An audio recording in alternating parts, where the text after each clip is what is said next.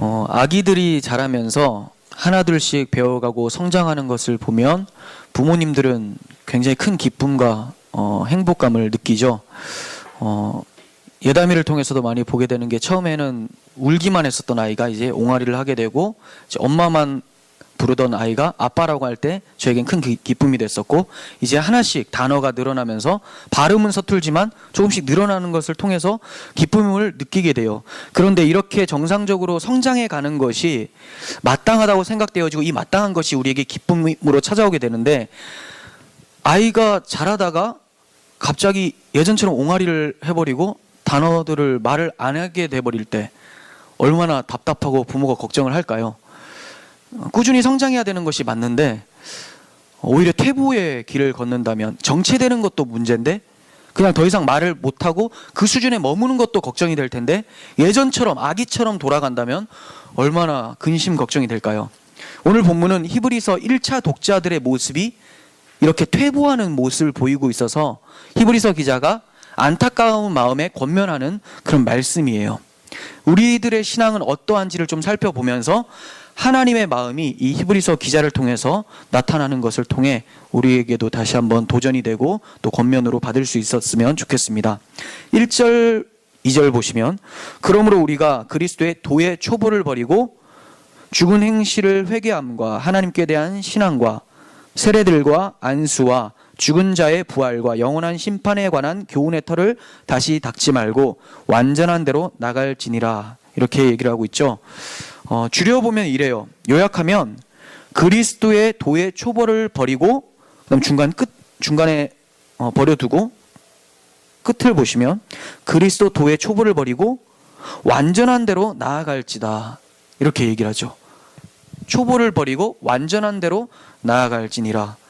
네, 그러니까 초등학교에 머물지 말고 계속해서 중학교, 고등학교로 진학해라, 뭐 이런 말인 것처럼 이제 느껴집니다. 그러면 여기서 말하는 초보는 무엇이고 또 완전한 대로 나아가는 이 진보하는 것은 도대체 무엇인가를 좀 알아봐야 되겠죠. 본문의 완전이라는 단어는 앞장의 5장 14절에서 단단한 음식은 장성한 자의 것이니라고 하잖아요. 여기서 장성한 자라는 뜻과 같은 단어예요. 예, 장성한 자. 그러니까 무슨 말일까요? 그리스도 도의 초보를 버리고 장성한 자와 같이 신앙에 성숙하기를 바란다, 이런 뜻이죠. 네. 어디서부터 진보하라는 말입니까? 초보에서부터. 그런데 그냥 초보가 아니라 그리스도의 도의 초보, 이렇게 얘기를 해요. 무슨 말일까? 직역을 해보면 그래요. 그리스도의 가르침의 시작. 예. 여기서 이제 도라는 것은 로고스인데 그리스도의 말의 시작, 그리스도의 가르침의 시작, 이런 뜻이죠. 그러니까 쉽게 말하면 기독교 기본 교리를 얘기를 하는 거예요. 그런데 히브리서 기자는 그리스도의 도의 초보를 버리라고 지금 얘기를 하고 있어요. 여기서 오해할 수 있는 게, 기본 교리는 이제 제쳐두고 더 깊은 신앙의 단계로 더 신학적으로 더 탐구하고 그렇게 나아가야 된다. 기본 교리는 이제 끝났으니까 이제 넘어가라, 이렇게 얘기를 하는 것처럼 오해를 할 수가 있다는 거죠. 하지만 기독교의 기본 교리는 정말로 중요하죠. 이걸 두고 넘어가서는 안 돼요. 이게 처음이자 끝이에요. 이 기본 교리를 더 묵상하면 묵상할수록 이제 깊은 데가 나오는 것이지, 이걸 제쳐두고 버려두고 깊은 데로 나아가라, 이게 아니라는 거예요.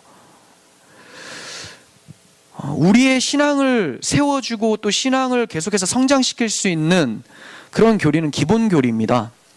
이 기본 교리가 무엇이길래 이렇게 중요할까요? 그 내용이 뭘까?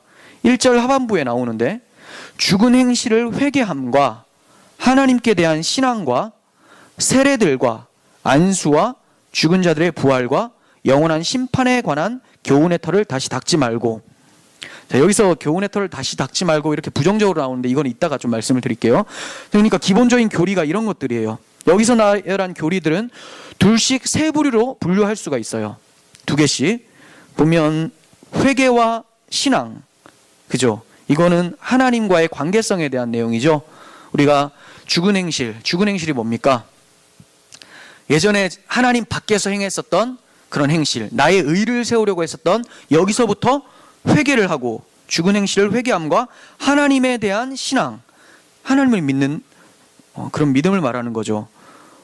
이거는 너무나 중요해요. 우리가 처음에 믿음을 출발할 때 회개와 믿음은 당연히 우리의 신앙의 근간이 되어지는 것이죠. 그래서 하나님에 대한 관계성에 대한 교리가 나오고, 또 두 번째는 세례들과 안수라고 하고 있어요. 이건 교회 공동체와 관련된 거예요. 여기서 세례들이라고 하는 것은 여러 신학자들이 조금 고심하면서 여러 의견을 내는데, 요한의 세례, 회개의 세례, 그리고 성령의 세례, 또 이제 순교자들이 흘리는 순교의 세례, 피의 세례, 이와 같은 세례라고 보는 사람들도 있고, 또 이따 또 설명하겠지만 이게 유대교에서도 이 세례가 여러 세례라기보다 어떤 규례들, 여러 가지 그런 것들을 세례들이라고도 하거든요. 그래서 이건 이러한 유대교적 전통들까지도 이제 포함하는 건데, 일단 우리 기독교적인 교리에서는 세례들을 하면 우리가 일반적으로 알고 있는 세례를 떠올리시면 돼요. 그리고 안수, 즉 이건 뭐예요? 교회에서 직분을 주고, 직분을 줘서는 뭐 합니까? 질서를 유지를 하죠. 교회의 질서, 교회됨을 유지를 하는 데 있어서의 기본적인 교리를 얘기를 하는 거죠. 굉장히 중요하죠. 그리고 부활과 심판이라고 해요. 이거는 앞으로 올 미래에 대한 종말론적인 교리죠.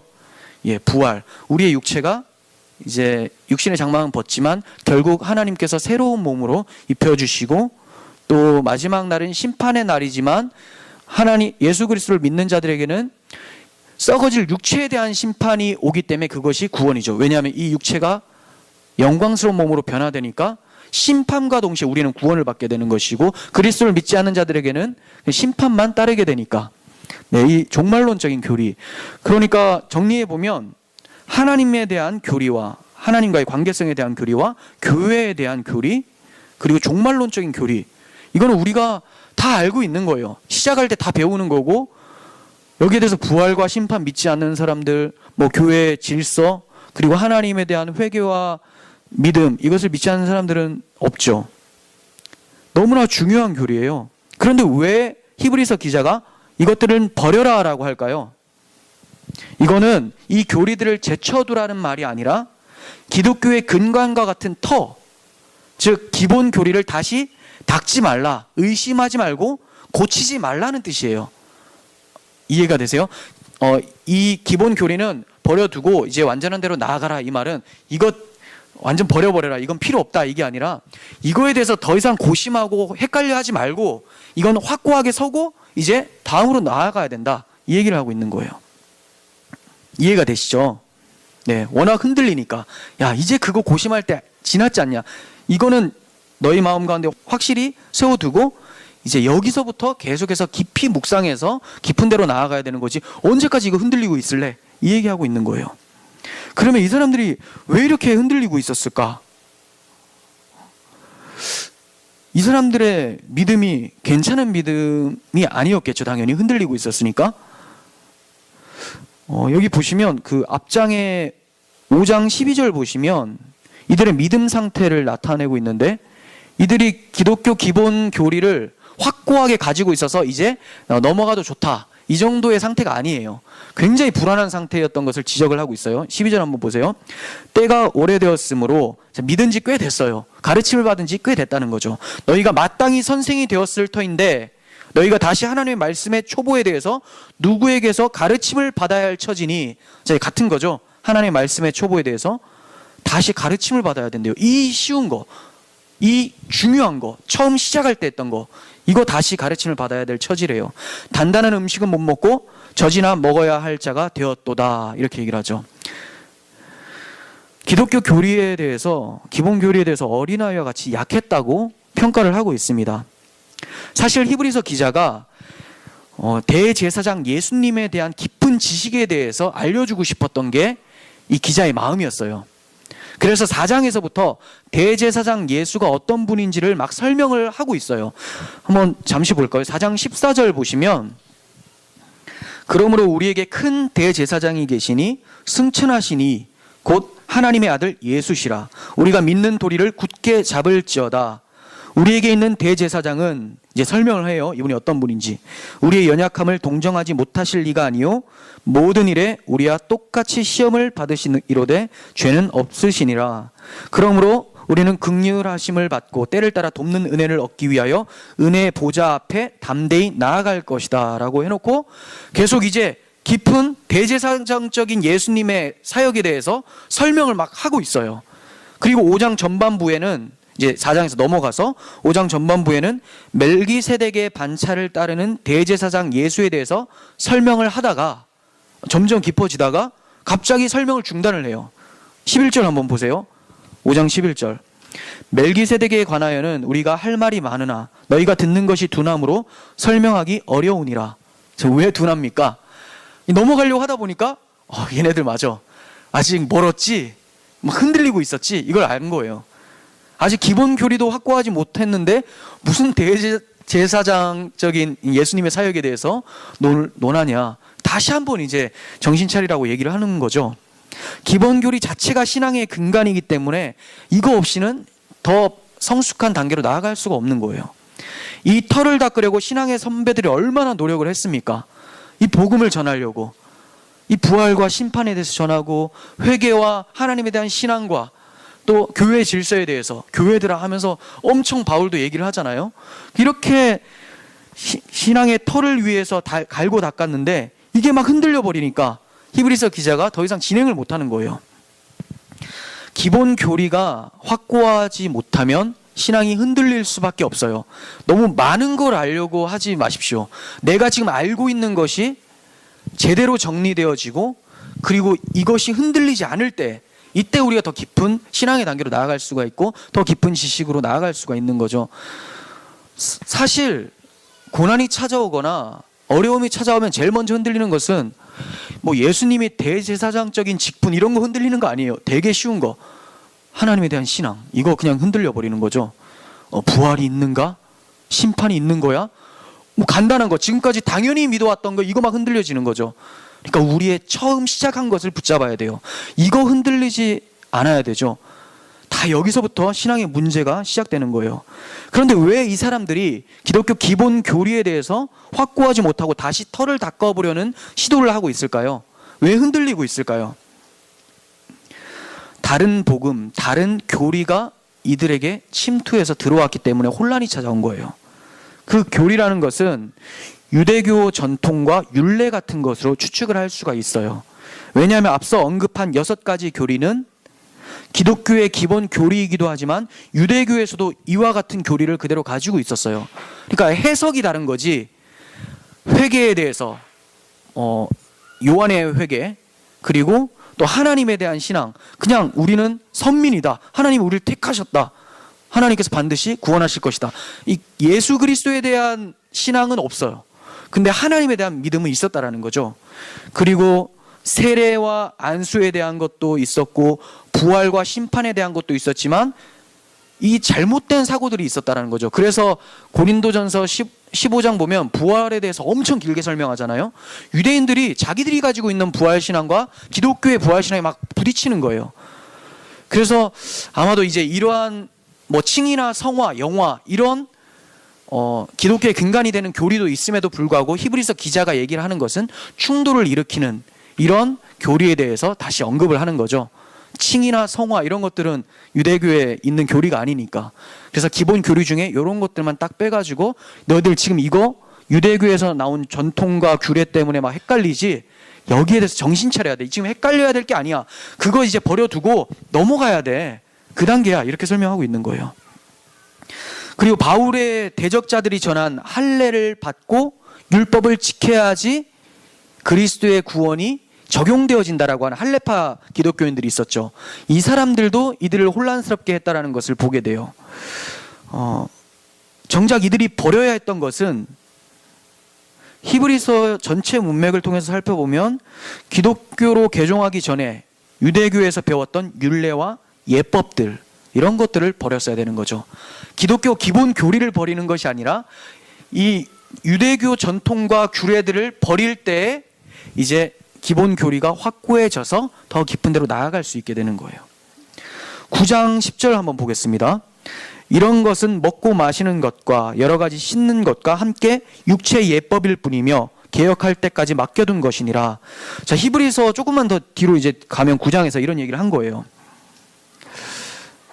왜 이런 얘기를 합니까? 이들이 아직까지 여기에 매여 있으니까. 육체 예법에 매여 있는 거예요. 뭐 제사 지내는 법이나 뭐 성소에 대한 부분이나 이런 것들에 대해서 계속 정신을 못 차리고 실체가 왔음에도 불구하고 예전에 그 그림자를 가지고 이거 너무 소중한 거다, 이거 중요한 거다 이렇게 생각하면서 실체를 오히려 버려두고 거기에 집중하는 모습 때문에 이거는 개혁할 때까지 맡겨둔 거잖아 이렇게 얘기를 하고 있는 거죠. 그래서 이들이 기본 교리에 대해서 막 혼란이 찾아온 거예요. 그렇다면 이들이 예수를 믿는다고 했음에도 불구하고 어째서 다시 유대교로 돌아가려고 하는 걸까요? 우리가 생각할 때는 좀 어이가 없어 보이는데 이들의 입장에선 충분히 이해할 만해요. 왜냐하면 히브리서 1차 독자들은 한국의 불신자들과 같이 성경에 대해서, 하나님에 대해서 아예 모르는 사람들이 아니죠. 구약 성경을 막 달달 외우고 있었던 사람들이고 하나님을 무척이나 자기 의로 사랑을 하고 있었던 사람이에요. 물론 그리스도를 통해서는 아니지만 내 마음으로 사랑을 하고 있었고 나름대로 율법을 잘 지키고 있었고 성경을 탁월하게 알고 있었던 사람들이라는 거죠. 어렸을 때부터 구약 성경을 읽고 묵상하고 연구한 사람들이고 율법과 규례와 예법의 예법이 삶의 일부로서 자연스럽게 행하고 있었던 사람들인데 이 익숙한 관습들이 갑자기 사라지는 것이 쉽지가 않은 거예요. 그래서 예수를 믿는 것도 맞지만 이것들도 내가 생각할 때 너무 귀한 것 같은데 지금까지 우리 조상들 아브라함도 했고 이삭도 했고 다 한 건데 이거 왜 버려야 되냐? 이거 있어야 된다. 그리고 이걸 붙잡아야지만 선민사상이라는 것을 또 붙잡을 수가 있어요. 우리 유대인들에게만 이 구원이 있다. 이걸 붙잡아야 되기 때문에 이 예법들을 못 놓는 거죠. 이러한 악영향을 받은 사람들이 예루살렘 공의회에서도 발견이 되어져요. 예루살렘 공의회, 예루살렘 그냥 모체가 되는 교회죠. 예루살렘 교회. 근데 여기에서 막 발언하는 사람들이 정상적인 사람들이 아니라 이렇게 유대교의 영향을 아주 심하게 받고 있었던 사람들이 많았더라는 것을 보게 됩니다. 이런 얘기를 해요. 사도행전 15장 5절 보세요. 바리새파 중에 어떤 믿는 사람들이 일어나, 자, 믿긴 믿는데 바리새파 중에 믿는 사람들, 그러니까 아직까지 바리새파의 때가 못 벗겨졌다라는 느낌이 살짝 들죠. 자, 이 사람들이 말을 하는데 이방인에게 할례를 행하고 모세 율법을 지키라 명하는 것이 마땅하다 이렇게 얘기를 해요. 바리새인이었다가 기독교로 개종한 이들도 육체의 예법을 버리지 못한 상태였던 것을 보게 돼요. 분명 이러한 육체의 예법은 그리스도를 향하게 하는 소중한 구약의 도구였던 것은 확실해요. 하나님께서 이것들을 통해서 그리스도를 알아보게 하고 제사의식을 통해서 복음이 무엇인지를 계속 가르쳐 주셨어요. 하지만 구약시대가 지나고 신약시대, 즉 약속의 실체이신 예수 그리스도가 오셨을 때는 이런 것들이 더 이상 필요가 없게 된 거죠. 연애를 할 때 이제 카톡 같은데 막 사진 보내주잖아요. 그러면 자기 여자친구 막 보면서 막 사진 보면서 막 너무 좋아요. 근데 이 사진으로 보던 여자친구가 이제 만나서 커피를 같이 마시고 있는데도 계속 사진 보는 사람들, 이 정상이 아닌 거죠. 어디에 집중해야 돼요? 눈앞에 있는 실체에 대해서 집중을 해야 되는 거죠. 그런데 이 사람들은 아직까지 이 사진에 있는 것을 끝까지 붙들어야지만 내 여자친구와 사귈 수가 있다라고 생각하는 뭐 그런 상태로 좀 볼 수가 있을 것 같아요. 히브리서 1장 1절 보겠습니다. 2절까지. 옛적의 선지자들을 통하여 여러 부분과 여러 모양으로 우리 조상들에게 말씀하신 하나님이 이 모든 날 마지막에는 이들을 통하여 우리에게 말씀하셨으니 이렇게 말씀합니다. 히브리서가 이렇게 시작을 돼요. 무슨 말이냐면 옛적의 선지자들을 통하여 말씀하신 하나님, 즉 구약 성경을 통해서 여러 모양과 여러 부분으로 말씀하셨는데 이제는 예수께서 오셨기 때문에 이 마지막 날은 예수가 오시고 다시 오실 때까지의 기간을 마지막 날이라고 해요. 그러니까 지금도 우리는 마지막 날이고 바울 때에도 마지막 날이었죠. 자, 이제 마지막 날에는 누구를 통해서? 예수를 통해서 말씀하신대요. 성경을 통해서 말씀하신대요. 그러니까 이제 구약의 그림자들, 구약에서 말씀하셨던 그 예표와 모형과 그림자들은 이제 필요 없게 되었다라는 것을 얘기를 하는 것이죠. 실체가 왔으니까 그림자는 그 역할을 다 했기 때문에 더 이상 주목할 필요가 없는 거예요. 그래서 이런 것은 먹고 마시는 것과 여러 가지 씻는 것과 함께 육체의 예법일 뿐이며 개혁할 때까지 맡겨둔 것이다 이렇게 얘기를 하고 있었던 거예요.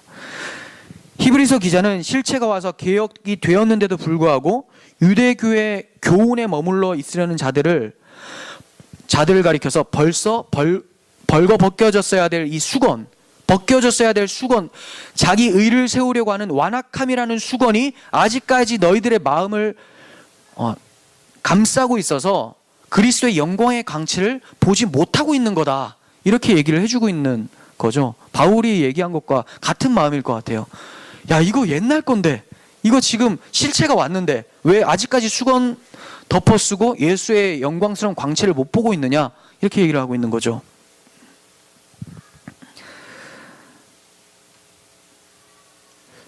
그리고 나서 이제 너희들이 이 수건을 벗고 기본 교리를 확고하게 지키면서 그 가운데 서서 더 깊은 데로 나아가라. 이게 지금 본문을 통해서 바울이 아니죠. 히브리서 기자가 얘기하고자 하는 거예요. 신앙생활하는 우리는 항상 진보가 있기를 소망해야 돼요. 이 정도 됐으니까 내 신앙은 괜찮다. 이러면 정체가 될 줄 알죠? 정체라는 건 없어요. 신앙생활에. 정체가 어디 있습니까? 자, 신앙의 진보라는 것은 누구를 통해 진보를 합니까? 하나님의 은혜로 진보하게 되죠. 하나님을 붙드니까 진보가 일어나요. 근데 정체는 뭐예요? 하나님을 안 붙들고 게으름과 나태함 속에서 일어나는 거잖아요. 그럼 하나님을 안 붙들면 누구의 영향을 받고 있는 겁니까? 마귀의 영향을 받게 되는 거죠. 그러니까 겉으로 볼 때는 정체인 것 같지만 절대로 정체가 아니에요. 퇴보예요. 전진하지 못하고 진보하지 못하는 신앙은 자기가 볼 땐 정체일 것 같지만 하나님 볼 때는 그거 퇴보하고 있다. 이렇게 말씀을 하는 거죠. 그래서 히브리서 기자는 본문에서 1, 2, 3절에서는 나아갈지니라 라고 하면서 진보를 얘기를 하고 있는데, 다음에 이제 제가 주일날 설교를 하려고 하는 본문인데 4절에서 8절에서는 퇴보하는 것에 대해서 경고를 하고 있어요. 흔히 아는 믿었다가 다시 타락한 자는 회개할 수 없다라는 이런 본문 있잖아요. 굉장히 논란도 많고 중요한 본문. 왜 이런 얘기를 합니까? 나아갈지니라 진보를 얘기했고 이제 퇴보하는 것도 경계해야 된다는 거예요. 여러분, 우리는 끊임없이 우리의 신앙이 성숙되어지기를 간절히 바라는 마음으로 하나님께 매달려야 돼요. 그렇다면 교훈의 털을 다시 닦지 말고 완전한 대로 나아갈지니라 라고 하고 있는데, 여기서 말하고 있는 완전한 데는 어디입니까? 아까 말씀드린 대로 믿음의 성숙이라고 말씀을 드렸는데, 이거는 율법과 예법 등 이러한 것들은 그리스도께로 나아가는 초등교사 역할을 했지만, 이제 언제까지나 우리가 초등교사 밑에 머물러 있어서는 안 되잖아요. 그래서 더 나아가라는 거예요. 나아가라고 하니까 신학책 들고 팔아, 이게 아니라 처음 받은 이 기본 교리, 그리스도의 도의 초보를 확고하게 하고 계속해서 그걸 마음에 담고 살아가는 것. 그러면서 이제 뒤에 대제사장 예수에 대해서 알아가면서 점점 성장해 가는 것이지, 무턱대고 깊은 신학이나 여러 가지 방대한 지식을 얘기를 하는 게 아니라는 거예요. 정리해서 말씀드리면 이렇습니다. 믿음의 성숙, 완전이라는 것은 첫째로 그리스도 복음의 진리에 확고히 서 있는 것, 이게 성숙인 거고, 또 하나는 뭐냐면 복음에 합당한 열매를 맺는 것, 이게 성숙인 거죠. 지식을 가지고 그 지식에 확고히 서 있고, 확고히 서 있다면 반드시 합당한 열매를 맺게 되는 거죠. 이걸 바로 성숙이라고 하는 거예요. 막 방언 터지고 막 쓰러지고 막 금가루 떨어지고 이런 게 이제 성숙이 아니라, 그거는 퇴보죠. 퇴보 중에 한참 퇴보. 왜냐면 그런 거는 기독교에 없는 거를 막 가지고 들어오니까 퇴보죠. 첫 번째 살펴보면 그리스도의 복음의 진리에 확고히 서 있는 것이라고 말씀을 드렸는데, 골로새서 1장 22절 한번 보겠습니다. 이제는 그의 육체의 죽음으로 말미암아 화목하게 하사 너희를 거룩하고 흠이 없고 책망할 것이 없는 자로 그 앞에 세우고자 하셨으니. 자, 그러니까 무슨 말이에요? 그의 육체의 죽음, 그리스도의 십자가 복음으로 우리를 어떻게 한다고요? 책망할 것이 없는 거룩한 자로 하나님 앞에 세우고자 하셨다.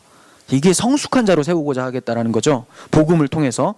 그리고 23절, 만일 너희가 믿음에 거하고 터 위에 굳게 서서, 이것도 믿음의 성숙한 모습이죠. 들은 바 복음의 소망에서 흔들리지 아니하면, 자, 어떻게 얘기를 하고 있죠? 믿음에 거하고 터 위에 굳게 서서 복음의 소망에 흔들리지 않는 이 모습이 바로 책망할 것이 없고 거룩한 성숙한 성도들의 모습이다라고 얘기를 하고 있는 거예요. 그리고 이 복음은 천하 만민에게 전파된 바요, 나 바울은 이 복음의 일꾼이 되었노라 하고 있고, 28절도 좀 보겠습니다. 우리가 그를 전파하여 각 사람을 권하고 모든 지혜로 각 사람을 가르침은 각 사람을 그리스도 안에서 완전한 자로 세우려 함이니. 자, 완전한 자로 세우려 하기 위해서 무슨 도구가 필요했다고요? 그리스도를 전파하고 각 사람을 권하고 가르쳐서 완전한 자로 세우겠다라는 거죠. 즉 복음의 확고히 서였어야 된다는 거예요. 다른 게 아니라 우리가 정말 다 알고 있지만 가슴에 좀처럼 찾아오지 않는 이 기본 교리, 이거에 대해서 깊이 묵상하고 확고히 서 있어야지만 그 성숙으로 나아갈 수 있다라고 성경은 얘기를 하고 있어요. 그리고 두 번째, 완전한 상태. 이 완전이라는 것은 죄가 없는 상태를, 죄를 안 짓는 상태를 말하는 게 아니라 성숙한 상태를 말씀드렸잖아요. 자, 어떤 자가 성숙한 자냐? 복음에 합당한 열매를 맺는 것. 빌립보서 1장 27절 보겠습니다. 오직 너희는 그리스도의 복음에 합당하게 생활하라. 이는 내가 너희에게 가보나 떠나 있으나 너희가 한 마음으로 서서 한 뜻으로 복음의 신앙을 위하여 협력하는 것과 무슨 일에든지 대적하는 자들 때문에 두려워하지 아니하는 이 일을 듣고자 함이라. 이것이 그들에게는 멸망의 증거요 너희에게는 구원의 증거니 이는 하나님께로부터 난 것이라. 그러니까 복음에 합당하게 생활을 해야 되는데 그 합당한 모습이 어떤 거냐를 설명해줘요. 한 마음으로 서서 한 뜻으로, 한 마음과 한 뜻으로 복음의 신앙을 위해서 협력하래요. 교회는 다 같은 뜻과 같은 마음으로 모여요. 무슨 뜻으로 모일까요? 하나님의 뜻이죠. 무슨 마음으로 모일까요? 너희 마음에 이 마음을 품으라. 곧 그리스도 예수의 마음이니 라고 하잖아요. 그리스도의 마음과 하나님의 뜻으로 모여서 복음의 신앙을 위해서 협력을 하게 되는 것이죠. 그리고 대적하는 자들 때문에 두려워하지 않는 것, 이것이 신앙의 성숙의 모습이죠.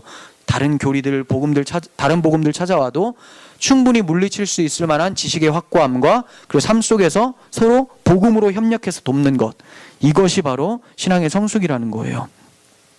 그리고 28절 끝에서 아까 빌립보서 1장 28절 봤잖아요. 28절 끝에서 이 믿음의 성숙도 오직 하나님의 은혜로 이루어진다라는 것을 얘기를 하고 있어요.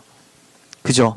멸망의 증거요 너희에게는 구원의 증거니 이는 하나님께로부터 난 것이다 라고 하면서 실컷 다 설명해 놓고 이게 바로 성숙한 모습이야, 성숙한 복음에 합당한 성숙한 모습은 이런 거야 라고 해놓고 이것은 하나님께로부터 난 것이다 이렇게 얘기를 하고 있죠. 근데 본문에서도 이와 같이 얘기를 하고 있어요. 3절 보겠습니다. 하나님께서 허락하시면 우리가 이것을 하리라. 자, 이것이 뭡니까? 완전한 대로 나아가는 것. 하나님이 허락하시면 우리가 이것을 하리라. 이건 하나님이 허락하시지 않을지도 모른다는 뜻이 아니죠. 허락하실 수도 있고 안 하실 수도 있고 이게 아니에요. 하나님의 역사심으로서만 초보의 그리스도 도의 초보에 확고히 서서 완전한 대로 나아갈 수 있다라는 것을 얘기를 하는 거죠. 즉 하나님의 은혜를 간절히 구해라는 거예요. 겸손히 잠잠히 하나님의 은혜를 구하고 성숙의 단계로 나아가라는 거죠. 그러니까 자기가 믿음이 막 성숙했고 정말 막 복음에 열심을 내서 사람들 막 세워주고 했어요. 근데 막 난 너무 잘하는 것 같아. 나는 교회에 막 덕을 많이 끼치는 것 같아. 난 정말 많이 성숙한 자야 라고 한다면 이 3절을 지워버리고 싶겠죠. 하나님께서 허락하시면 우리가 이것을 하리라. 근데 자기는 하나님 허락 안 해도 한 것 같거든요. 이러한 모습, 이런 교만은 우리 가운데 사라져야 되죠. 이거는 복음의 열매가 아니니까. 복음의 열매는 이는 하나님께로부터 난 것이다 라고 마치고 있잖아요. 고린도 전서 3장 6절과 7절 보겠습니다. 나는 심었고 아볼로는 물을 주었을 때 오직 하나님께서 자라게 하셨으니 그런즉 심는 이나 물 주는 이는 아무것도 아니로되 오직 자라게 하시는 이는 하나님뿐이시니라 이렇게 얘기해요. 네, 우리는 그냥 충성을 다할 뿐이에요. 그리고 모든 열매와 결과들은 다 하나님의 은혜로서 맺어지는 것이죠. 절대로 가지는 열매를 맺을 수가 없어요. 가지에서 열매가 나기는 하지만 줄기의 영양분을 통해서 난다라는 그 사실. 하나님의 은혜 앞에 우리가 겸손치 못하면 절대로 복음에 합당한 열매를 맺을 수가 없습니다. 지금 우리에게는 유대교의 전통은 없어요. 하지만 히브리서 기자가 염려했었던 신앙의 퇴보의 모습은 오늘날 기독교에 너무나 많이 일어나고 있어요. 왜 그럴까요? 유대교 전통으로 돌아가서 그렇습니까? 아니에요. 유대교 전통을 지키지 않습니다. 오늘날 교회는. 그런데 이와 비슷한 전통을 지키는 게 있어요. 자기들의 전통. 뭡니까? 기복주의, 신비주의, 토속신앙, 샤머니즘, 성공주의, 이거를 교회에 다 가지고 들어와서 이게 바로 하나님의 복음이다라고 하는 거죠. 근데 이거는 어디 전통이에요? 우리나라 전통. 그리고 우리나라 전통뿐만 아니라 타락한 모든 인간들이 가지고 있는 죄악된 전통이 바로 이런 거라는 거죠. 기복주의, 성공주의, 신비주의, 토속신앙, 샤머니즘. 이거 교회에서 얘기하면서 악영향을 받고 있는 이 모습이 히브리서 기자가 걱정했었던 그 모습이라는 거예요. 우리에게 익숙하다고 생각하는 것들을 다시 한번 점검할 수 있었으면 좋겠어요. 교회에서도 헌금 내면서도 생각나는 것들, 당연하게 생각나는 것들 있잖아요. 그 당연한 것은 내 죄악에서부터 온 것일 수 있다라는 그 의심을 늘 가져보시라는 거죠. 그리고 어떤 봉사를 할 때도 찾아오는 생각들, 내가 이걸 왜 하는가? 그리고 말씀을 왜 보는가? 말씀 보면서 남들한테 한마디라도 더 해서 내가 좀 높아지려고 하는 사람들, 그 인터넷상에서도 엄청 많죠. 뭔가 특이한 거 하나 탁 던져주면 사람들이 막 댓글 달고 난리가 나니까 그러기 위해서 공부를 해요. 올리기 위해서 공부를 하죠. 근데 그게 아니라 말씀을 사모해서 봐야 되는데 남들을 의식해서 하게 되는 경우, 제가 몇 가지 예를 든 거지 우리 모든 신앙생활에서 익숙하게 느껴지는 것에 대해서 다시 한번 점검할 필요가 있다고 말씀을 드리는 거예요. 왜냐하면 우리의 죄악된 전통은 끊임없이 달라붙기 마련이거든요. 언제까지? 주님 다시 오실 때까지. 지금 나의 신앙이 완전한 대로 나아가고 있는 것인지 아니면 퇴보하고 있는 것인지를 살펴봤으면 좋겠습니다. 하나님이 허락하시면 우리들에게 신앙의 진보가 일어날 줄을 믿습니다. 기도하겠습니다.